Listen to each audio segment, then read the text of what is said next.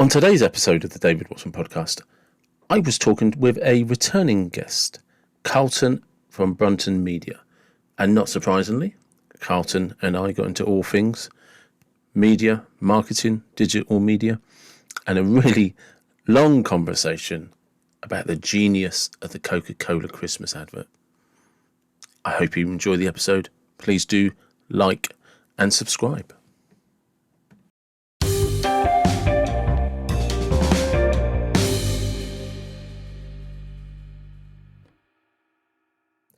Good morning. Welcome back to the David Watson podcast. How are you?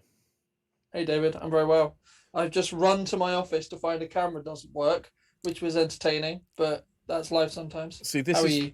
I'm good, and it's a great example of how these podcasts actually work, because already I've assumed many, so actually I'll give people some background reference to this. The only reason, in one sense, the only reason I have a podcast is because of you. Because I decided I was going to do a podcast. I planned a podcast. I had my very first guest, Caroline, my therapist. And hello, Caroline, if you're listening. And I'll put a link in the description to anybody that wants to check her out. And I was talking to you because you're my media guy. And you went, that won't work. So, no, this is what I'm going to do. And you're like, no, that's not how it works. You can't do a podcast like that. You don't have the correct software. The video will cut out, etc., etc. There was all of these things that I just knew nothing about, and you told me to download OBS Studio, and you basically did a live tutorial for me, and I think you even put it on YouTube at some point. I don't know if not. It was good. I think it was Google Drive, but yes. Okay, Google Drive. The same principle, but yeah. Yeah. So I then set it up, and ever since then, I've had some technical difficulties with my podcast at the beginning and stuff, because I actually just don't have a clue what to do. So when something goes wrong, I'm pretty screwed from the beginning, and there's not much I can do about it because I'm not sort of technically minded, and don't know how all of these things work. And sometimes, just even though you switch everything off, turn everything back on, even though you do pre-sound checks, pre-record checks, and you make sure everything's working, it doesn't work. And we had this only, about 10 days ago, wasn't it? I was in your office with my laptop, my microphone, my webcam, and everything, because I bought a new Logi webcam and connected it up. No problems, self-installed. It was fantastic. And then I went to do a podcast with somebody, and it was the second podcast I think I'd done. And it all suddenly stopped working. And not only did the webcam stop working, the headphones stopped working. And so the moral of this story is technology will just do random things that make no utter sense. I was going to say the moral of this story is I still don't know what the fuck I'm doing. But now I know that you don't either. Well, I give the illusion like I do, but the reality of the fact is I actually do. It's just technology doesn't want to play ball today for some reason. Because to give your listeners some context, I literally spent half an hour last night setting this up, so I'd be on a big professional camera and it all would be good. That's why I'm in my office and not at home, right? And I come in this morning, I plug everything in, I turn my laptop on, and technology is just like, nah, mate. Well, nah. This is to give people reference. When I came into your office the other week with all of the equipment and it was all plugged in, nothing had been changed. And when we switched it all back on, it was all working properly. Because I originally rang you and you tried to talk me through it, and I was like, no, that's correct. Everything was exactly as it should be. And it's like, I'm going to have a look at it. So I brought it into you a few days later, and everything was still exactly as it was supposed to be, but now everything was working. Yeah. And the only thing that was different was maybe, I don't know, Virgo was on the North Star of Sagittarius or something as the sun rose from the east. I've no idea, but it wasn't anything that's any setting or anything that you and I had changed. So there you go, ladies and gentlemen. For two people that had their own podcast, we still don't actually know what we're going. Neither of us can actually get a podcast to run when we want to. But, and I've had loads of technical difficulties, even though it doesn't appear like that when they're recorded. So, but since you and I last kind of spoke via a podcast, things have changed massively. You're in an office, you're in the centre of Salisbury. You've got clients, like loads of clients. You're actually flat out busy. You've teamed up with Love Salisbury, and yeah, you're just flying. But when you say it like that, yes, it sounds like that, doesn't it? But as people who know me will know, I'm always like, okay, yes, that's all very well and good, but what about next? What about next week? What about the next day? What about the next thing? Yeah, Right? Like, it's all very well and good having the all the above, but what comes with a lot of that, bar like the Love Salisbury thing to an extent, especially when you have like a team, like team members, whether they're freelance or full time or whatever, whether you have an office, you have a lot more responsibility because you suddenly aren't just in your bedroom. It doesn't actually matter whether you make money or not. Suddenly you actually have bills to pay, and so on. And it's like, okay, this shit just got real. it's like being an adult. Yes, imagine that. Imagine a 24-year-old, which everyone doesn't think I'm a 24-year-old, but I'm just going to put that on the record now that I'm a 24-year-old. Who's paying his own Actually, bills. who's actually paying his own bills. I know. Well done, me. Good. Yeah. Well done. Good job, me. Well done.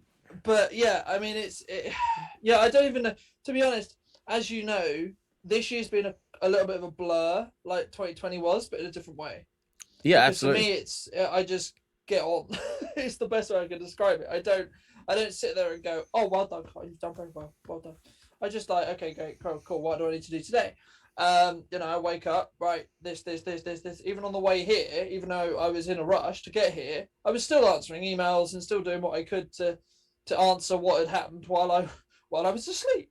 Yeah. And etc. And trying to keep on top of stuff. Because if you don't, you're just going to get buried in paperwork, or you're just going to get buried in stuff that should be happening that isn't.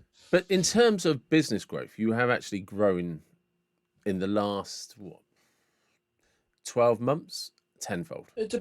Well, yeah, it depends on your definition of growth. If you're talking revenue, then 3 times. Oh, revenue, But customers, but output. yeah, it's I don't want to sit here and like go, oh, we've done really really well, because yes we have, but also Okay, there's been a then lot of I'll sit businesses here and say you're absolutely right. You could have done better. I could have done. The thing is though that If I'm very if only you were grateful. prepared to work a little bit harder, you could have done better. I know.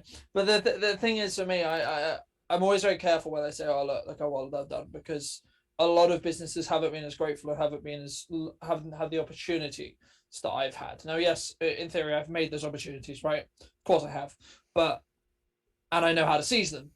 But the issue is, a lot of businesses still now haven't had that option, right? So it's not fair for me to go, because I'm in a space which an industry that's technically growing, that's been like, oh yeah, look at me because look how amazing I'm doing. No, but all we're talking about is facts that actually you have been working hard this year and the business has grown tenfold. It's not about, it doesn't matter what business that's in. Every business, somebody is always doing Yeah. well, somebody is always doing badly. Yeah, I mean, Sometimes that's true. people I are, mean, but sometimes people are just doing well because there's a bubble growing and they just happen to have got on the ride at the right time. Other times people are in the same bubble, but they're doing appallingly because it's just mismanaged, missed a couple of opportunities, had a bit of bad luck. There isn't a, well, in theory there's a plan that you can lay out and you can follow and you can do, but it's not the case. Things can just go against you. Things just might not happen. It's sometimes, I do believe that the harder you work, the more luck you create, but that's it's just a numbers game. It's an opportunities game. And you're well, right. yeah, I mean, There's some, it becomes a probability game at that point, right? but you're right. There are some businesses that, because of circumstances, have just been smashed to pieces, and probably won't ever get a chance to stand on their own 2 feet again, and will just fold under. But it still doesn't take away from the fact there's lots of businesses that are doing well, that are doing phenomenally well, and some have Yeah, done well because of the circumstances, and some of them have done well despite the circumstances. and I think it's an important point because our job as businesses that can thrive or are thriving is to thrive for the good of the economy, right? Like that's that we need to, because if we don't, then it's going to be even harder for the economy to come back, right? And I don't want to do this like backwards and forwards regarding health and an economy argument, but there is going to be a stress on both very soon, right? More stress probably arguably on economy. I would But the argue, reality that I would suggest, seeing there's a report come out the other day that in terms of inflation and hyperinflation, was it America printed more 40% of the dollars that have ever been printed for America was in 2020. In the last 2020. year or two. So the entire history of American dollars being printed, 40% of them were printed in 2020, and that's never good news for the dollar. No, every economist under the sun knows that, and it's how much of an impact it has on everyone else. Yeah, which to an extent, and everyone, and people ask me, I'm sure some of your audience ask you as well, well, why do we always relate to the dollar as a yardstick? But the thing is that from an economic point of view, the dollar was always tied to gold for a very, very, very long time, and that's why we used it as a currency. And the OPEC agreement. Our currencies too, yeah. And the OPEC agreement. It isn't anymore, and hasn't been for nearly 100 years. But sorry, I need to interrupt you with a bit more history. America, the dollar is also tied to the OPEC agreement, which is how most Western countries buy oil. So there's the OPEC agreement is pretty much with a large amount of countries. I can't remember exactly how many, who buy all of their oil through the OPEC agreement, which is Middle East and stuff like that. And when you purchase barrels of oil, in theory, because they're still sold in barrels, you can only purchase them in dollars. So, and that helps the American economy. It helps keep the dollar propped up. It used to be gold, but even now, if you try and buy gold, most times it's quoted in dollars. The price is in dollars. And it's an historical thing of how currencies were attached to certain products. That's why if you have a strong currency, it can be important to hold on to it. But anyway, we're moving too far down a tangent, which is what you and I have to do. Because one of the things I want to talk to you a little bit more about is obviously the importance of video marketing and marketing in general, and exactly what that means. But when is because you have started kind of your own little, how can I put it? Because you do your Christmas videos now, don't you? Yeah. Which are becoming a kind of tradition in themselves. Well, hopefully will, right? Like we're year one, like plan 1, 0, day 1. No, because you did one. You did one last year. Yeah, but they haven't. They're not in the same. I wouldn't describe them in the same way because they're good. Like the idea is great. Don't get me wrong, but it's more I'm building a tradition moving forward now in the way I'm doing them. So the plan that but you're just being technical, and it's my podcast. It's my podcast, and I get to call it what I want to call it. So you basically don't want to call it technical. Okay, fair enough. Yeah. So the point that we're talking about here is I for a long time have always wanted to promote Salisbury, and always will want to promote Salisbury because it's close to my heart. It's part of the reason why I built Brunton Media in the first place. And we can get into that if you want, but the crux of this point is basically I decided that I was going to create a Christmas video that ideally I'm trying to emulate Coca-Cola. Yeah. Coca-Cola has been known for a very, very, very, very, very, very long time that it is not Christmas until the Coca-Cola ad or the John Lewis ad or etc. is online or is posted. Then it's Christmas, which John Lewis knew, and just spoiler alert, John Lewis decided let's do it really early this year just to mess with everyone, which I found really funny. But it's a big competition in the commercial market. Who has the best Christmas video? Yeah, but I think it says a lot about our culture as well, because a lot of people are very religious in the respect that they build a habit around something.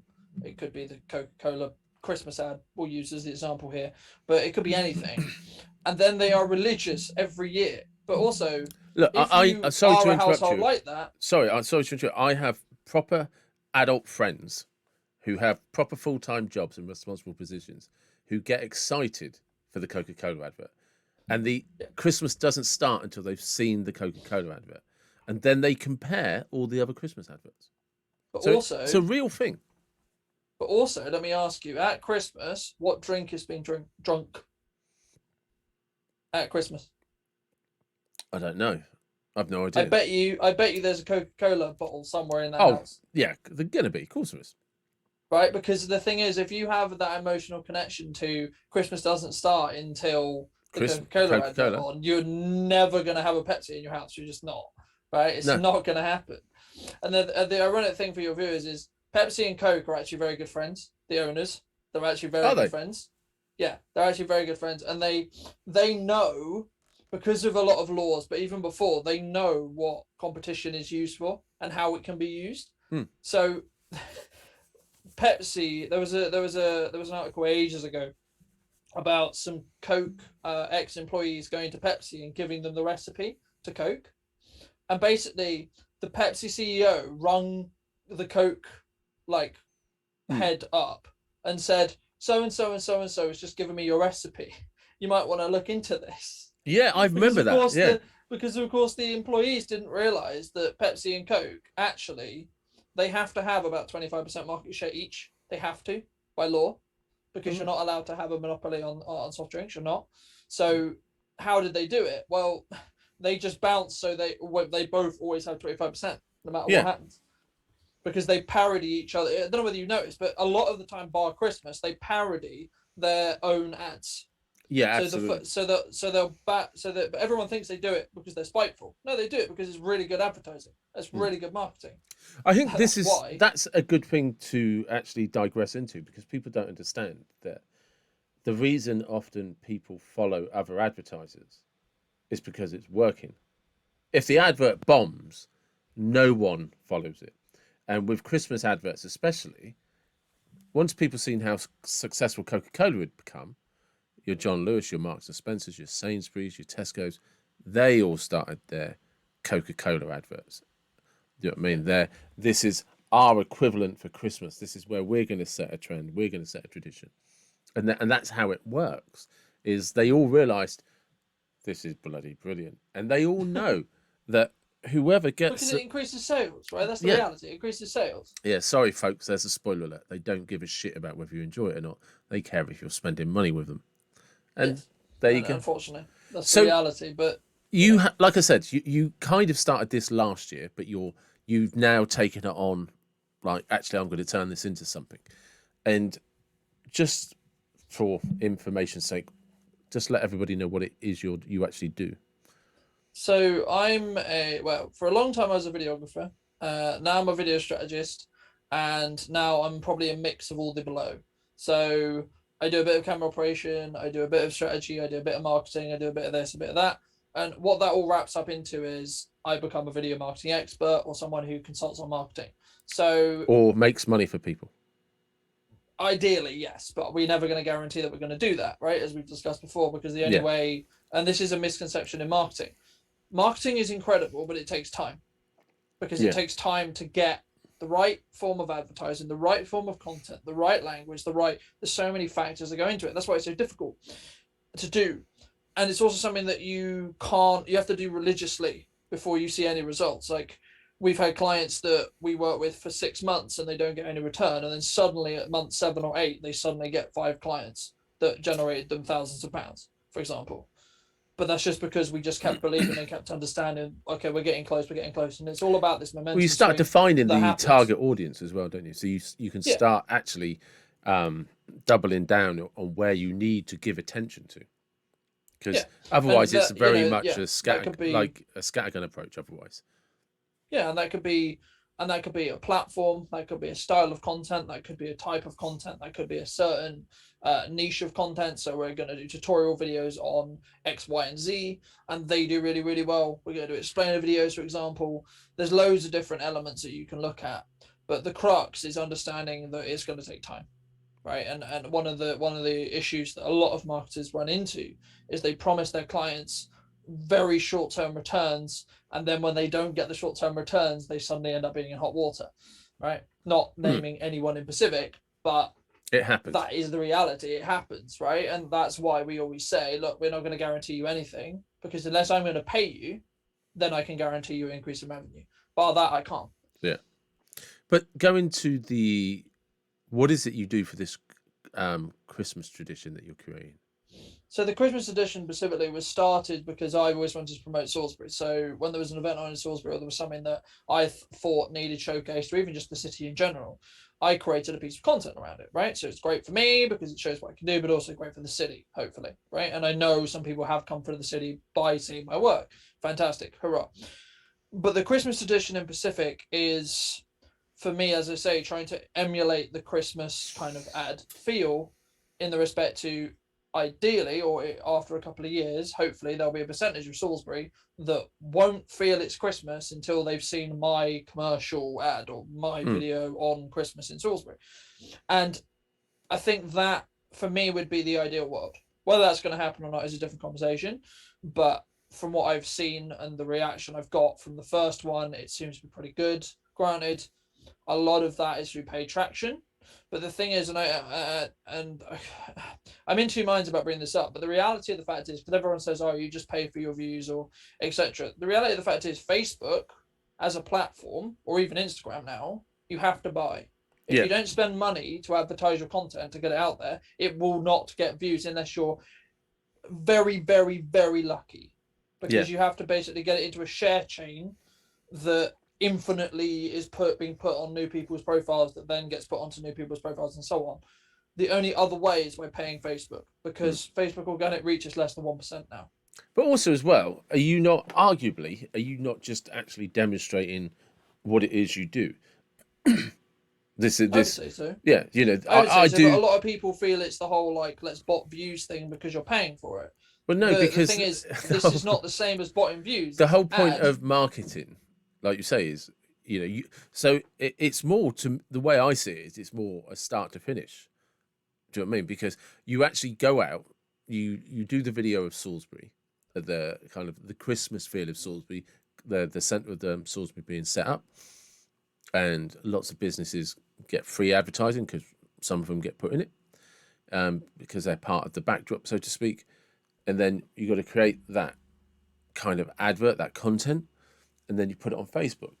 But you're also a business, and like any business, even a marketing business, it has to do marketing.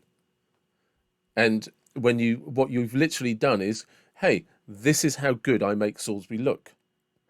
This is how good I can make your company look. And I pay for the adverts because it shows you what you have to do. Yeah. Because you're absolutely right. You and I discuss this a lot, because you and I are very, very active on social media, on all platforms. There's very little that you and I are not active on. And you and I both know, and we've both had kind of what they call unicorn success with the odd video. But you and I both know that on the whole, suppressed might be the wrong way of describing it.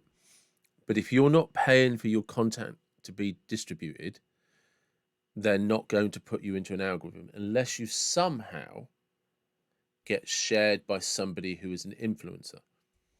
There is, as I say, there is some outcroppers there, right? Like there is occasions where you will get a video that gets incredible amounts of views without having a penny spent on it. But you can't bet on that. No, but you will also, if you listen to a lot of influencers, they periodically come up and say, is there something wrong with my content? Because I don't seem to be getting my normal responses. And I know this happened to Jason Capital on TikTok, and he ended up setting up a whole new account because he realized he was literally, because he wasn't paying for any of his content, but millions of people reviewing it, the numbers went down. And he was just like, oh, this doesn't make sense. And I've seen this with lots of people that I follow. Fitness influencers, fitness gurus, whatever you want to call them, actual media marketing people who've all started to realize that no matter how popular you are, if you're not paying for your content, all of the platforms, without exception, will stop sharing it. And they periodically have to say, hey, can you guys see my content? Because it seems to have slowed down. Then everyone starts liking it, starts copying it, starts sharing it, starts writing comments, goes onto their profile, starts liking lots of videos, and all of the platforms say, oh, you're popular again. It's like, well, I always was popular. You just tried to take it away from me because I don't give you revenue in terms of paying for promoted content. Well, yeah, and it's something you need to think about as a business owner or as anyone, because you need to understand what Facebook, Instagram, etc. want, right? at a very basic level, they want revenue. Okay, how do they get that revenue? By showing ads to people. So there's two ways you can look at it. Either you create the ads and then you pay them to promote it. Okay, that's option one. Option two is you create content that holds people on the platform and holds their attention on that platform so they can have more ads distributed to them, which in turn means you as a user are making YouTube, Facebook, Instagram, whichever platform you're on, more money. Yeah. Which in turn means it's more likely to show it to more people. Because basically what happens is, let's say, for example, Dave posts his podcast tomorrow. Fantastic. So it's going to show it to a percentage of his followers. And it's going to gauge how interactive was those percentage, right? How much did they watch it? How did they like it? Did they share it? What did they do with it, right? And then what happens is, if it was good, so above 50%, of what they class as good. Who knows what they class as good nowadays? Because it's an algorithm which no one knows. It's a unkept secret because it's a computer algorithm that changes every 5 minutes. Not 5 minutes, but you get the point. And then it goes, okay, so we hit the metrics we wanted to hit here. So then, okay, let's give it to another percentage. So it might be 10%. So we'll use the easy number like 1,000. First time it gives it 1,000. Let's say 500 people plus interact with it. Great, fantastic. Okay, here's another 500, right? And so on. How stuff goes viral, how stuff goes unicorn is because the interaction keeps getting bigger. So then the platform goes, okay, let's try 1,000, 2,000, 3,000, 4,000, 5, 10, 15, so on. And as long as the interaction is still there, it will continue to be pushed out further and further and further and further. Yeah, and just until eventually it doesn't, and then it ends up falling off, and then that's how your unicorn video, quote unquote, stops. But this is something that I don't think, like you say, the algorithm itself can be quite complicated, but the rules that the algorithm follows have never changed. And in terms of never will. The philosophy is, it's like you said, it's broken down into two things. Do you pay to promote your content? If the answer is yes, that's fine. We will keep promoting your content for as long as your budget lasts. Okay. If it's popular content, which falls into step 2, whether it's promoted or not, but if it's promoted and popular, it'll get a lot more promotion. But if it's popular and you don't promote it, you're still doing what the platform wants. You're keeping people on the platform. And the longer people are on that platform, the longer they're distracted by what's going on in their real life, and the more adverts they can push towards you. Because that's how they generate revenue. That's why platforms are free. And the trick, if there is a trick, well, there is, or there are rules more than that you can't hack the system, is you've just got to be consistent with content, regardless of what it is, whatever it is you're trying to talk about, demonstrate, show, teach people. You've just got to be consistent with that content. If there's a diamond in the rough, what you're trying to do with your consistent content is get interaction with it, i.e. likes, comments, or shares. That's it. That's all you can do is tailor your content around trying to get people who like your content to engage with it. And it sounds really simple, but that's what every single person who owns a business is trying to do on these platforms. I want to make something really, really clear as well, because we're talking a lot about like how to interact with your audience and how to generate an audience, how to make an audience. Something that you need to understand is your audience and your client base are very different, right? They're not the same, right? No. You might have some clients who follow you. Okay, cool. But I would rather have 1,000 people who are potential clients or friends or people who I actually 100% know, instead of 10,000 people who I don't know or is not going to interact with my content. The key point there is not interacting with the content, as we just discussed. But the future of a business or how well a business is doing has nothing to do with the follow account, unless you're an influencer. That's the only time where it actually matters. There's a very good example of that, and I'm going to quote Jason Capital. And anyone that knows who Jason Capital is, which I know you do because you and I have talked about this, he references an Instagram model who had, I think at the time, over 4 million followers and couldn't sell anything. And people thought she was doing really, really well. And Jason Capital pointed out, the problem is you're trying to sell, you've got 4 million followers or over 4 million followers. Most of them are men. So unless you're selling some sort of sex manual sex product, how to pull a girl like you, they're not going to buy anything from you. They're not going to buy your makeup. They're not going to buy your moisturizer. They're not going to buy your bikinis. They're not products they use. And sometimes that's where you've got to be really, really careful, is you grow a massive audience in one area who would never use your products. Yeah. And it's great. It's the same with sponsorship on YouTube. Yeah. And it's great if you're, we'll get into that. And that's great if you have a dog. So, like people who have their pets online and their pets have got 2 million followers. It doesn't matter. You're just doing something because you love your pet and you're just having fun with it. If you're doing something that's just fun, then followers are followers. It doesn't matter. As long as they're liking and interacting and you're enjoying what you do, you're not trying to do that for money. It doesn't matter to you if you're trying to attract a client because you're not selling anything. It's pictures of your dog. I mean, there's content out there where it's people like just putting their teddy bear in different places they travel around the world, or putting some toy or something, and it garners this audience and this anticipation of where it's going to turn up next, how it's going to happen next. Anticipation's a good one as well. And they've built this audience, but they're not selling anything. But I bet if a tourist board reached out to them and said, "Oh, can you come to Salisbury, for example?" Yeah, they'd be like, "Yeah, sure." Yeah, of course. But it's not always. You can have an audience that's of great value if you're not selling anything. But if you're trying to sell something, then you've got to be selling a product that your audience wants. And like you say, so YouTube sponsorship being a good thing. There's no point having a sponsorship on YouTube that sells high-end stationery if most of your audience are illiterate as fuck and eat crayons. Doesn't work. Yeah, absolutely. Probably not how you would have worded it, but it's not. But I get your point. the principle I think there is though that because a lot although of if you were selling crayons, it might be good. Organic edibles. Dave is creating a new business model here, ladies and gents. Anyway, the point that we're making here is that followers aren't everything, right? Like I think that's the crux of what the point here. And I think that it's a trap which a lot of people fall into because they start a new business and they're like, oh my God, it's all overwhelming because they have to do everything related to business. Then they have to work out marketing. Then they have to open a social media account. They may have to make sure they have a Facebook, Instagram, YouTube, blah, blah, blah, blah, blah, etc. But one of the main things, one of the first things that anyone should learn in marketing is you don't want to market to everyone. No, this is, right? I mean, that term target audience is exactly what this means. Yeah. So, for layman's terms, what does that mean? That means the group of people, not necessarily a demographic of people, but you can have a demographic of people that you are trying to talk to, you're trying to connect with, you're trying to emulate. For example, we talk to business owners. We talk to, a lot of our content goes on LinkedIn, for example, right? Like, why? Because that's the business hub.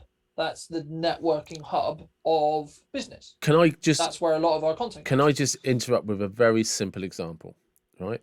Over. Taxi drivers. Taxi drivers don't have a target audience of car owners. No. Unless it's Christmas and New Year.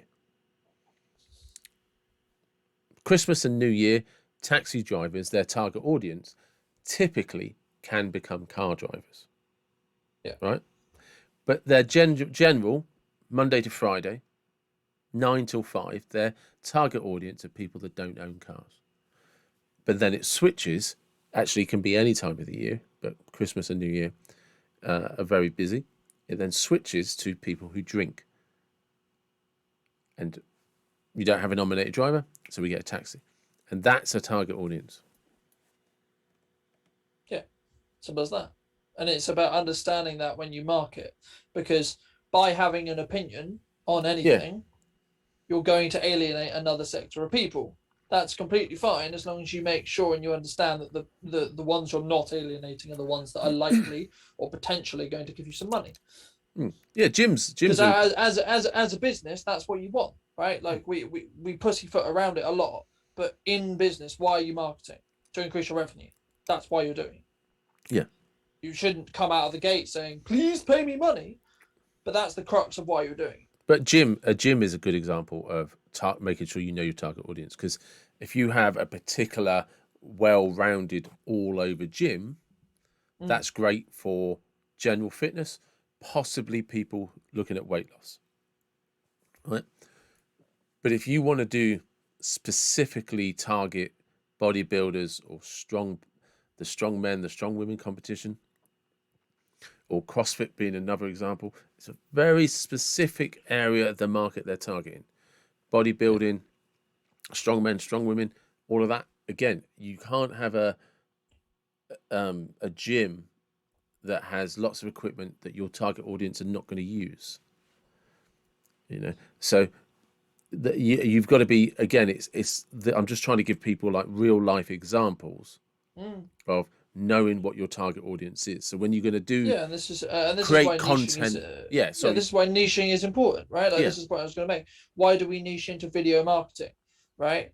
I understand the majority of marketing, but why do we niche into video marketing? Because I'm passionate about video. I know how to leverage video, and arguably, I would say right now it's the best tool to articulate the message you want to articulate. I certainly think moving forward, because the evidence that we see in terms of how people now interact on a daily basis, what are people's actual entertainment habits, less and less people buy magazines, less and less people buy newspaper, and so more and more people are consuming video content. Well, then it makes sense that we were just talking, all of the Christmas adverts. Okay, they're adverts for TV, but that's video content. Yeah. Well, actually, they're not even for TV solely anymore. No, they're now designed to be shared. They're actually designed to go on social platforms as paid content, and they've actually been finding that quite a lot this year, especially those are hitting the same kind of numbers that TV ads hit. Can you closely? I mean, here's a concept that nobody would have ever understood 10, 15 years ago. We're going to make an advert for Christmas, and we're going to put it on a social media platform, and people are going to get so excited about it. Not only are they going to like it, comment on it, they're going to share it for us. Yeah. And tell all their friends how excited they are that we at John Lewis or Marks and Spencer's or Waitrose have made a Christmas advert. And look at it. Yeah. And we're just going to sell you the fun and love of Christmas and make a shitload of money. So the principle which we're talking about here is what's known as superfans in the industry. And the concept of superfans is basically a principle where you take the idea of someone falls in love with your concept, falls in love with your brand, falls in love with your values. And this is why your values as a business is important, because once you can understand and you can actually connect with people, and a good video, powerful video will connect with people emotionally. It will. If you can have a good story, if you do video well, you'll have a story arc in 2 minutes, right? It's very hard to do, but you will, right? And some of the best ads that you've ever seen have a story arc. Right, John Lewis's this year is a very key example of a story arc in just over 2 minutes. Can I stop? Which is incredible. Can I just stop you? As you know, I don't really watch TV, so I've no idea what the John Lewis advert is. Could you explain it to me, please? So the John Lewis ad this year is basically all about an alien spaceship that comes down that tries to articulate with a child that is lost in the woods, right? And the crux of it ends up basically they end up communicating through a Christmas tree and baubles and Christmas lights, etc. And the story arc is you see their relationship build, and it's 2.5 minutes long. Okay. Right, and it doesn't. And everyone, when I say a story arc, you don't have to overthink the story arc. A story arc can be very simple. I go to a shop. There is a problem in that shop. I resolve that problem. That's a story arc. Well, here's the best story arc. Right, we'll go back to Coca-Cola, who are getting a lot of free advertising right now. So all the bloody supermarkets. As I said, do you want me to put some product placement in? Yeah, right. Here you go. Yeah, look. Here's some product there you go, right? What? It has a theme tune. Coca-Cola is coming or something. It has a little jingles, and the lorry turns up. I think it's holidays are coming. Holidays are coming. See, there you go. There's a marketing man who knows his stuff. Right? Unlike me, who doesn't give a shit about it. Right? But yeah, holidays are coming. And I can still hear the bells in my head, and the big red truck turns up. All right? How long have they been running that advert for? Well, longer than I've been alive. I'll put it that way. I'm just gonna. I don't actually know. David's now going to Google. I am going to Google this on my phone. I've just got to take it off because I'm a professional podcaster now. So I actually have my phone on flight mode. Well, you see, mine's always on silent, so there Yeah. you go. This is where the one person who can ring me and it will actually make noise rings me. But Yeah. anyway, the the point, just while you're looking that up, is there's a very good point to be made about audio in videos as well. Firstly, you need to make a video that's appealing without any audio at all, because I have the I think answer. it's 72%. Hold on, 72% of people will watch a video without sound on because they're watching it on their phone in a scenario where they can't really blast a song. You for mean they're not example. doing work? Yeah, Yeah. but I They're at won't. work, not doing work, on their phone, Yes, yeah. reading your adverts. So the Coca-Cola Christmas truck was seen for the first time in 1995. So that's just older than me. And it was created by the advertising agency WB Donor. I So, don't think even exists anymore. right. So anyway. there you go in a nutshell. They paid for that advert to be done once. Yeah. And what, 21? What's that? So 26 years later, they're still running the same advert. That's the power of advertising. They do tweak it now and again, but the actual principle of a truck driving to the really Christmassy town is the same. Holidays so the are plan coming. for the ad is the same, but Yeah. they do sometimes actually update it. I don't think they're actually running the same ad specifically. The concept and the story is the same, yes, but I think they do remake the ad every couple of years, or if not every year. But talk about getting value for money. Yeah, tell me about it. And the thing is, like, that ad probably didn't cost that much in the first place in Coca-Cola's standards, right? As well, I mean, right? Coca-Cola's budget will be huge. Yeah, but it's huge in layman's terms, because if you cut that up as we just described for 26 years, it's non-existent money at that point. Yeah, because yeah, you've got it is. so much return on investment on it, right? Like, on average, you want to look at content for maybe 2 years, 3 years, then refresh it, right? On average, that's what you want to look at, right? So if we do a promotional video for you, for example, in 2 to 3 years, you're probably going to want to bring us back so it doesn't look aged, right? Well, I'll give you a clue. I'll tell you something about how times change, right? When that Coca-Cola advert truck was first done, there was no such thing as an emissions test. No. That thing would have splurted out black smoke like it was a coal fire. And that would be part of the, that'd be part of the magic. Yeah. Right? It's the magic of Christmas, mate. Coal fires. And murdering the planet while we do it, but yeah. But I think it says a lot, as I say, as I said at the start, like, it says a lot about our culture. Yeah. Right? Because you can develop, and we'll do it. And the thing is that, because people ask me, arguably, why am I good at advertising? Why do I understand it? It's all human behavior and human psychology, right? This is not rocket science. The thing is that you need to understand is marketing is more about human behavior and human patterns than it is actually about advertising. If you can understand where people's interest is going to be and where their attention is going to be, and you put your content in the way of where they're going to go. For example, if you had gone back 2.5 years to 3 years and you had decided, I'm going to put all my advertising budget into TikTok, you would be one of the biggest brands in the world right now. Yeah. Yeah. Full stop. Underline. You just would.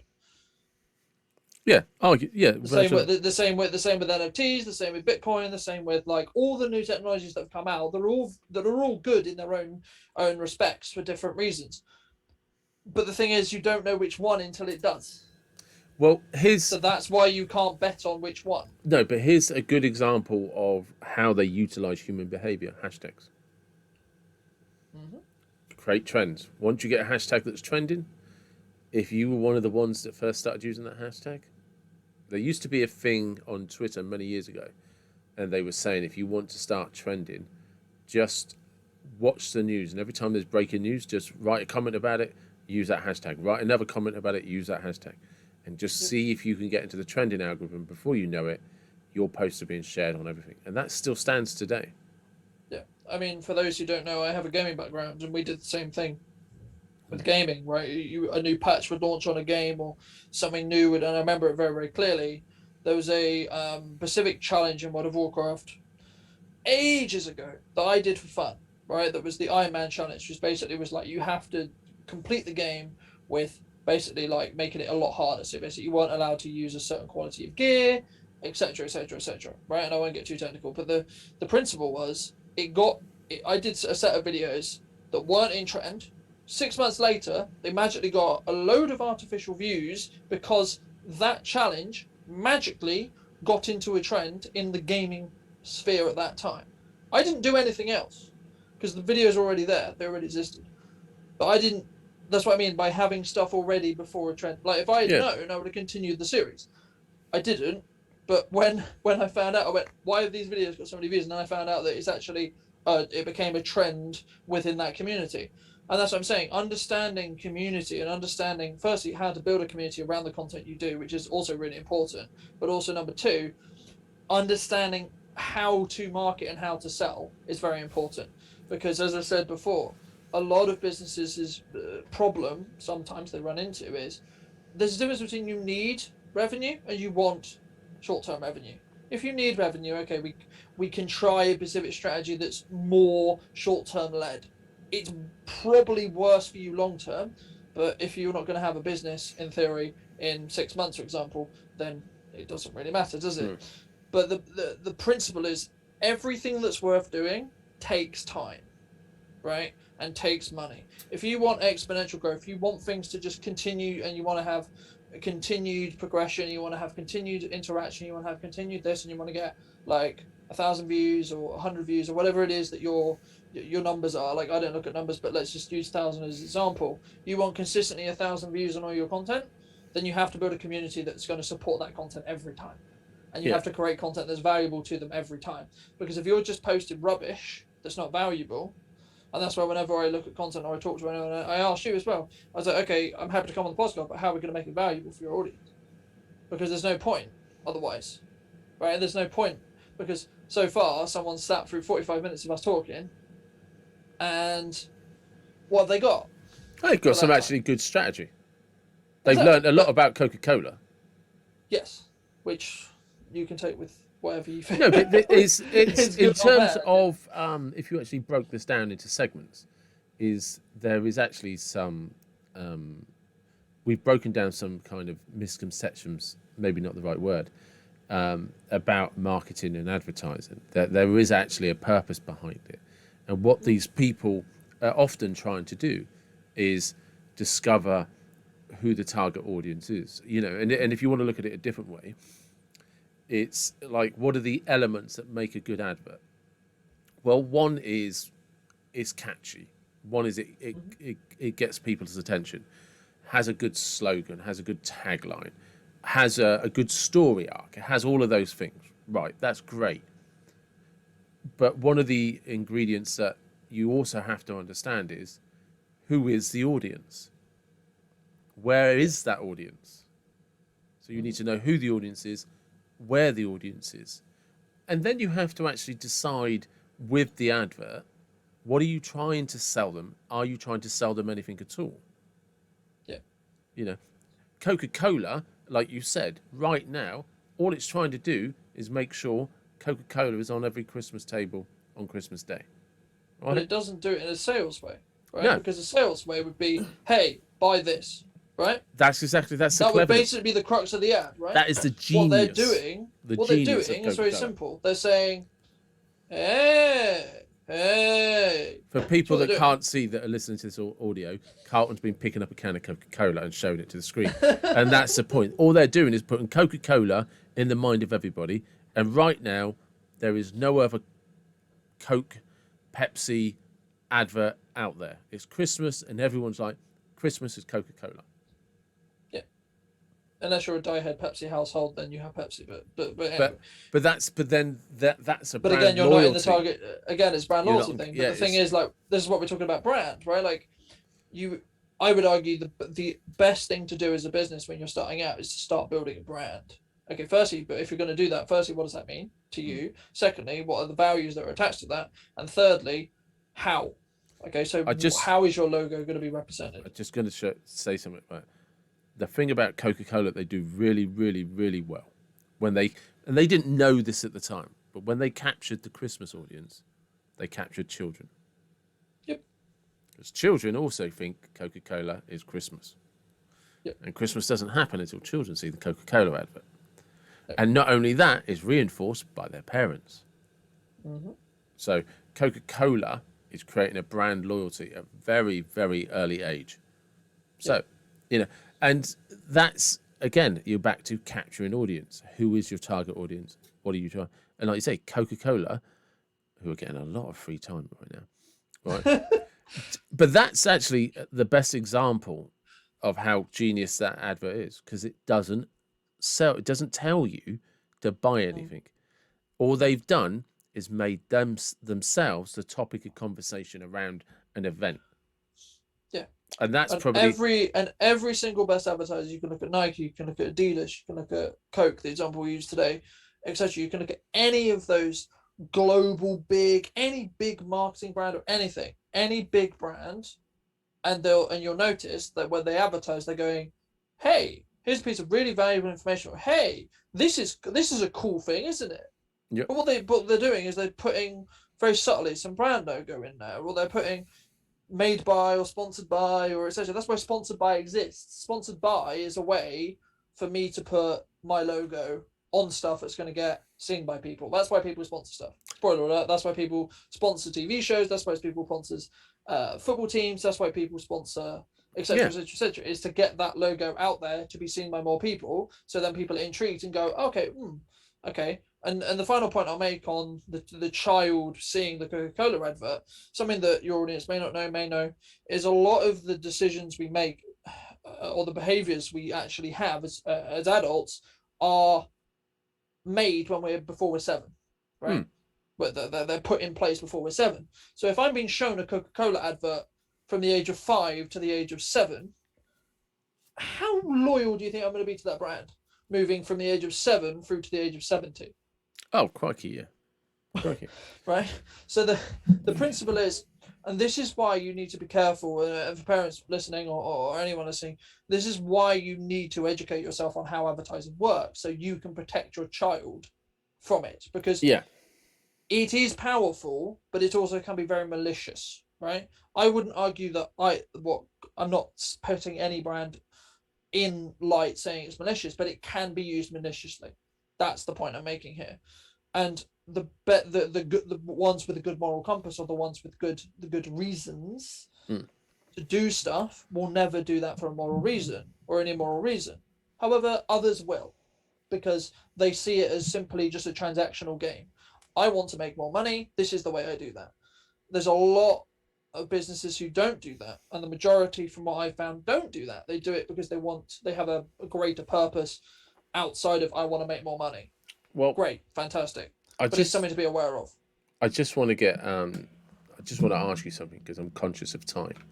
Is because we've been going, I think, about 50 minutes, maybe an hour. 51.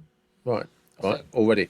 So I want you to think about this. If somebody's sat at home, they've got a business, they're just starting up, they don't have a budget, right? They do have a phone, so they can do video content for Instagram, Facebook, TikTok, YouTube Shorts, or YouTube channel, whatever, or for their own website, right? But they've got no money for advertising. They've got no budgets for media companies. How should they create their content? What should they try and do?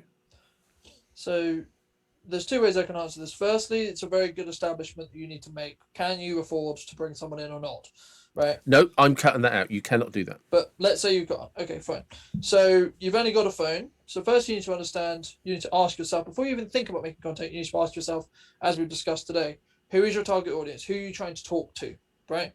Because then what you can establish is you can understand what's going to be valuable to them. Right? So let's say you're you're someone who creates a product. Okay. So you need to come about it from a point of view where you can create video content, or you can take pictures of your product, or etc. You can show the product in use yourself, right? This doesn't cost you anything. You have a phone, you have the product. So pick up your phone. Firstly, get over the hurdle of talking to your phone, which is the first hurdle that everyone has in the first place, of creating video content, talking to yourself, articulating, and learning how to present. The best advice I always give to people is, firstly, create 10 videos that you don't do anything with, and it's just you talking about your day to a camera like I'm doing now, right? And then when you've done that, you create very specific, and then write 10 topics that you're going to talk about. So it could be, okay, what is your product? How is your product work? Why does it work? Why does your service work? Who's your service for? Etc. Things like this. Write 10 down and then record a video for each and then post it to your personal account or your business account, etc., and get your friends and family, because that's at the start. At the start it's very, very easy because no one's going to view your content because you don't have an audience yet. But what you can do is you can ask your family and friends to give you honest feedback on that content, so then you can do it better. Okay, great. So then you've got some feedback to work from, and you repeat this process until eventually what will happen is you'll just be used to talking to a camera like this. Right, and you'll be used to articulating to your phone. You'll be used to talking about your product. So then you'll be able to organically create content. So when you're with a customer or you get a really good customer bit of feedback, you won't feel uncomfortable saying, "Hey, would you mind just doing a little video explaining how you found the product or how you found the service?" Because you'll be used to that, and your brain will eventually get wired to think about content and think about marketing and think about, okay, well, what's the next step? Now, don't get me wrong, it's still going to go from your brain sometimes, etc. And this is not a hard and fast rule. But if you start the process, you'll then be in a position where you can help articulate what you do. And you can actually, and what ends up actually happening eventually is you become more confident when you're having a sales conversation when a camera isn't on you. Because if you can be confident in selling or talking about your service or product across a camera, when you don't have a camera, you're going to be even more confident. And that's one of the ISPs that we have, is we help people become more confident on. Explain to people what an ISP is. A unique selling proposition, David. Unique selling. So USP. Yes, USP. So I thought you said I always got an ISP. A USP, a unique selling proposition. So why should I choose you over choosing someone else who offers the same thing? So let's break this down into simple steps.